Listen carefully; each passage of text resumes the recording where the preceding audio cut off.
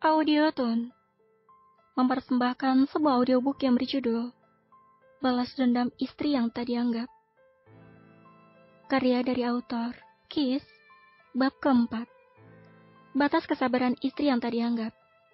Dengan pengisi suara Sensen. Selamat mendengarkan. Kinara membuka matanya perlahan saat mendengar suara pintu kamar terbuka. Dia melihat Andreas yang baru saja pulang dengan wajah letihnya. Terlebih lagi, kaki Andreas terlihat pincang. "Kaki kakak kenapa?" tanya Kinara dengan suara serak membuat Andreas terkejut, karena mengira Kinara sudah terlelap. "Tidak apa-apa, tidurlah, sudah malam." Andreas berbicara tanpa menoleh ke arah Kinara. Pria tampan itu segera membuka pintu kamar mandi untuk membersihkan dirinya. Kinara bangkit berdiri guna menyiapkan baju piyama untuk Andreas. Andreas keluar dari kamar mandi, lalu mengambil baju yang telah disiapkan oleh Kinara. Dengan santainya, dia memakai pakaian di hadapan Kinara, membuat gadis polos itu menutup wajahnya yang sudah merah padam. "Aku coba pijitin kaki kakak ya. Jangan takut. Aku ahli dalam memijat," ujar Kinara mendorong pelan tubuh Andreas, sehingga membuat pria itu terduduk di atas ranjang. Kinara mengambil minyak zaitun, lalu menuangkannya di atas permukaan kaki Andreas. Dengan telaten dia memijat kaki Andreas, membuat pria tampan itu terpaku menatap Kinara. "Kenapa masih mempedulikanku?" tanya Andreas tanpa sadar, membuat Kinara tersenyum seraya memijat kaki Andreas. "Karena kakak suamiku. Meski kakak tidak pernah menganggapku sebagai istri kakak, tapi yang namanya kewajibanku sebagai seorang istri untuk melayani kakak tetap harus aku sanggupi," balas Kinara tersenyum tulus, mendengak menatap wajah tampan Andreas. Ada rasa sakit dan hangat menjalar dalam hati Andreas mendengar jawaban polos dari Kinara. Sakit karena apa yang dikatakan oleh Kinara benar. Sakit karena tak bisa membalas kebaikan Kinara. Hangat karena Kinara memperlakukannya dengan baik selama menikah. "Jangan terlalu baik padaku, karena aku tidak bisa membalas semua itu," balas Andreas pelan, membuat Kinara tersenyum getir. Kakak bisa membalasnya dengan menerima kami sebagai bagian dari hidup kakak. Terima aku dan Vino sebagai keluarga kecil kakak. Maka itu sudah lebih cukup bagi aku dan Vino. Andreas menggelengkan kepalanya, menatap datar wajah berjerawat Kinara. "Tidak semudah itu, Kinara. Dari dulu kamu tahu, kalau di hatiku cuma ada nama kakakmu, Aluna." "Kenapa kakak memikirkan perasaan Kak Aluna, dan tidak memikirkan perasaan aku yang jelas-jelas statusnya sebagai istri kakak? Apakah begitu penting perasaan orang lain ketimbang seorang istri sendiri?" Kinara menatap sendu wajah tampan Andreas. "Benar, bahwa kamu istriku, Kinara. Dan kamu tahu sendiri dari awal bahwa statusmu hanya istri yang tak dianggap. Jadi, jangan menanyakan sesuatu yang kamu sudah tahu jawabannya. Itu hanya menyakiti diri kamu sendiri, Kinara." Andreas menekankan perkataannya, menatap tajam bola mata Kinara yang sudah berkaca-kaca. "Tidak apa-apa kalau aku hanya istri tak dianggap. Tapi, tolong anggap kehadiran Vino sebagai anak kakak. Apa kakak tahu dia itu demam karena merindukan kakak? Dia masih kecil, Kak. Jadi aku mohon, kasihi dia." Kinara menangkup kedua tangan sejajar dagu, mendongak menatap wajah tampan Andreas. "Tidurlah, sudah malam. Aku lelah."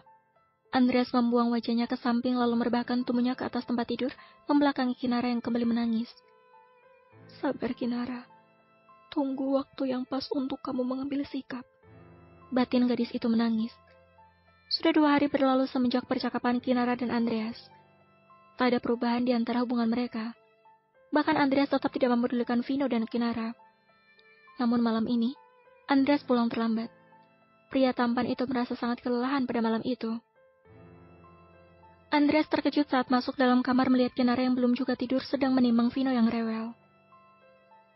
"Tidurlah sayang, ada mama di sini." Kinara menimbang Vino yang masih saja rewel. Andreas yang kepalanya merasa pusing karena sangat lelah, memikirkan pekerjaan kantornya pun menjadi kesal. "Diamkan dia, Kinara. Kepalaku ingin pecah rasanya mendengar dia rewel." Andreas berucap kesal seraya mencombak rambutnya sendiri. Kinara segera menghampiri Andreas yang berdiri di dekat tempat tidur. Gadis polos itu malah menyuruh Andreas menggendong Vino.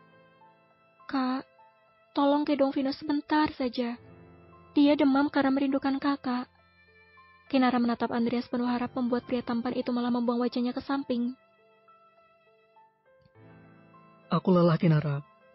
Tapi kak, sebentar saja. Aku lelah, apa kamu tuli ya? Sebentar saja.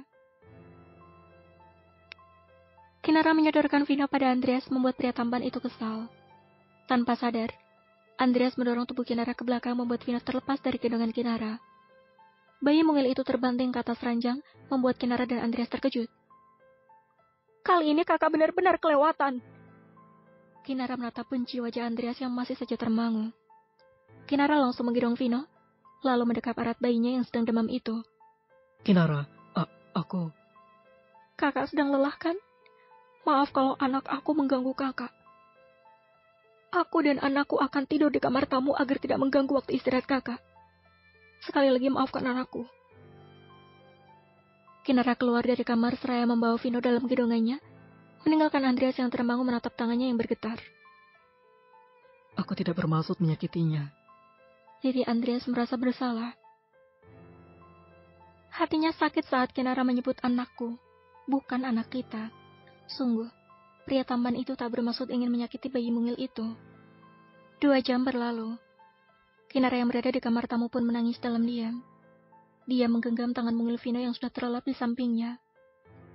Maafkan mama, sayang. Sepertinya kesabaran mama telah habis. Perlakuan papamu tadi sudah membuktikan bahwa dia benar-benar tidak menyayangi kita. Mama tidak ingin kedepannya kamu terluka terlalu dalam lagi. Tidak apa-apa kalau mama yang disakiti. Tapi mama tidak sanggup kalau kamu yang disakiti seperti tadi. Kinara mencium tangan mungil itu berkali-kali. Andai saja tadi Vino jatuh ke lantai, maka dapat dipastikan tubuh bayi mungil yang berusia hampir 2 bulan itu remuk. Bagaimana bisa Andreas bisa kasar seperti itu pada dari dagingnya sendiri? Sudah cukup. Kinara tidak sanggup lagi. Sudah cukup waktu 1 tahun lebih Kinara bertahan di rumah Andreas yang seperti neraka baginya. Pagi-pagi sekali Andreas terkejut melihat Kinara yang sudah rapi dengan dress berwarna putih. Terlihat 1 koper besar berada di dekat pintu kamarnya. Kakak sudah bangun? Lebih baik kakak bersihkan diri kakak terlebih dahulu. Airnya sudah aku siapkan. Setelah itu mari kita bicara 4 mata. Ada hal penting yang ingin aku bicarakan. Kinara berucap datar nyaris tanpa emosi menatap wajah seksi Andreas yang baru bangun tidur. Bersambung, terima kasih sudah mendengarkan. Kalau kamu mau dengar audiobook lebih banyak dan gratis, segera download AudioTune.